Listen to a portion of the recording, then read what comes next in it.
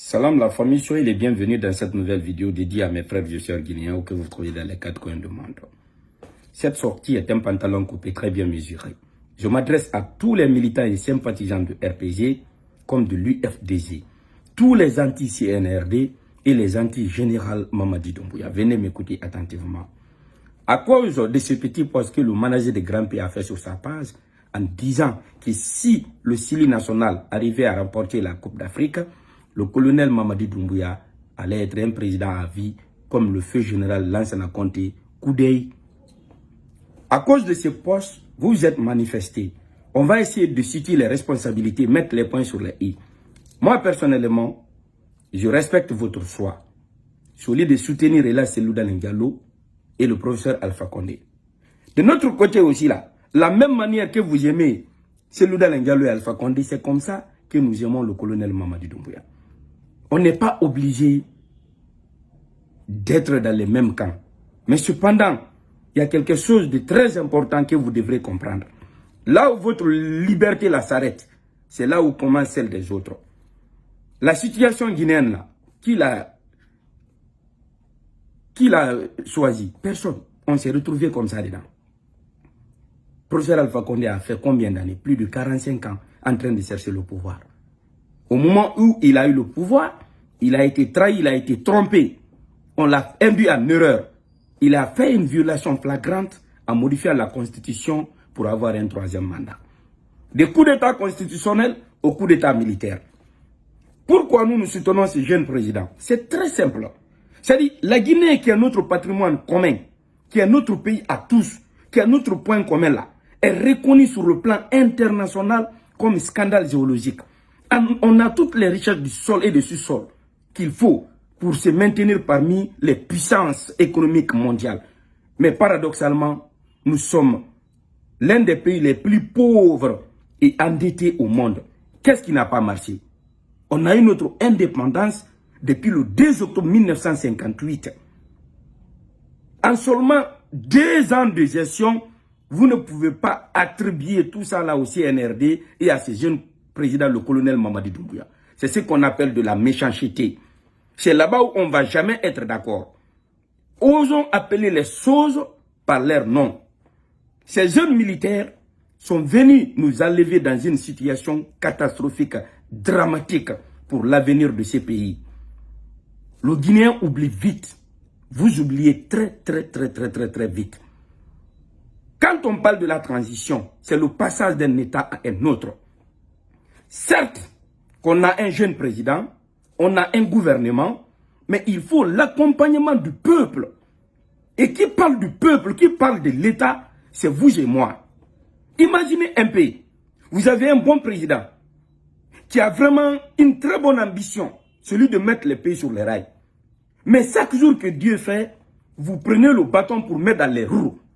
Vous avez vu ce que ces jeunes militaires-là ont fait à un temps record à Conakry. Regardez les goudrons, dans tous les coins et recoins. Autrefois, c'est l'argent-là qui était utilisé pour envoyer les familles à l'étranger, les enfants pour les grandes universités. Mais ces jeunes-là ont mis pied sur ça.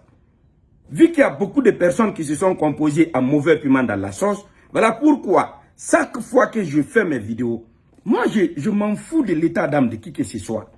Ce jeune président est notre seul et unique espoir.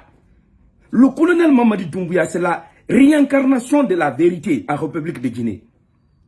Si vous n'acceptez pas accompagner ces soldats pour nous tirer définitivement, nous allons se retrouver encore à la case départ. Même si c'est demain les élections présidentielles. L'ethnocentrisme, l'ethnostratégique, le régionalisme va encore commencer à vous faire pleurer. Parce que c'est ça, c'est de ça il s'agit. Pendant combien d'années on a eu notre indépendance? En tout cas, ce n'est pas en 2 ans de gestion. Donc moi, c'est un cri de cœur pour vous dire, il est très important de dénoncer. Moi-même, je dénonce, vous me connaissez. Même cette situation de l'Internet, je suis sorti officiellement pour dire que ce n'est pas normal. Ce n'est pas normal. Vous savez, il y a des choses qui sont primordiales dans un pays. Préservons la paix et la fraternité, très important. On a vu le Rwanda de 1994. C'est à travers les médias que le pays a été brûlé. Et ce qui s'est passé en Guinée, à travers les réseaux sociaux, c'était vraiment catastrophique.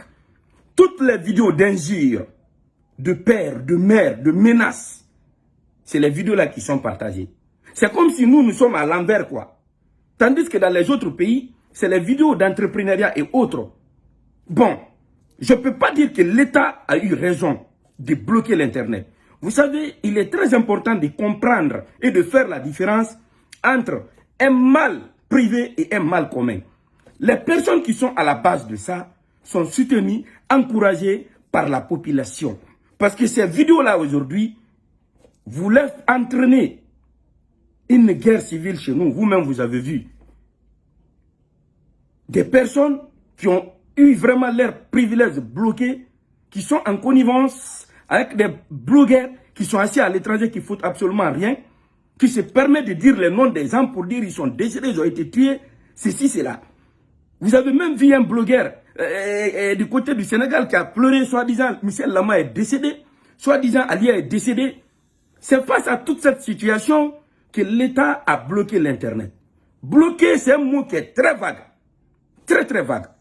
Hey, il y a 1000 manières d'empêcher ces gens-là de s'attaquer à la Guinée, de s'attaquer à l'État, de s'attaquer au gouvernement.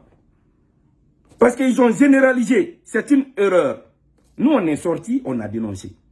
C'est une erreur. Parce qu'il y a beaucoup d'entreprises privées qui sont vraiment sévèrement frappées à cause de ça. Il y a beaucoup de personnes qui ont perdu des millions et des millions de francs guinéens. Nous sommes de cœur avec vous. Cependant, force est de reconnaître et de faire la différence entre dénoncer et saboter. Il y a beaucoup de saboteurs en Guinée. Même le dépôt de carburant à Corentin, les enquêtes sont en cours. Hein. Mais nous sommes en Guinée depuis 1958. Est-ce que vous avez vu ou bien vous avez entendu une seule fois qu'un dépôt de carburant a pris feu en Guinée? Vous avez entendu une seule fois? Réfléchissez. Tellement que les gens là sont contre ce jeune président, ils sont prêts à tout pour que la transition échoue. Ce qui reste clair, quand on dit la Guinée là, c'est dur là, c'est pour tous les Guinéens. Quand on dit aussi que le pays là a vraiment bougé, c'est pour tous les Guinéens. Mais ce que je n'arrive pas à comprendre dans ce 21e siècle, la plupart d'entre vous, vous voulez que quand on parle de développement, que ce soit vous. Or, tout le monde ne peut pas être président. Même après les élections, c'est une seule personne qui va être président.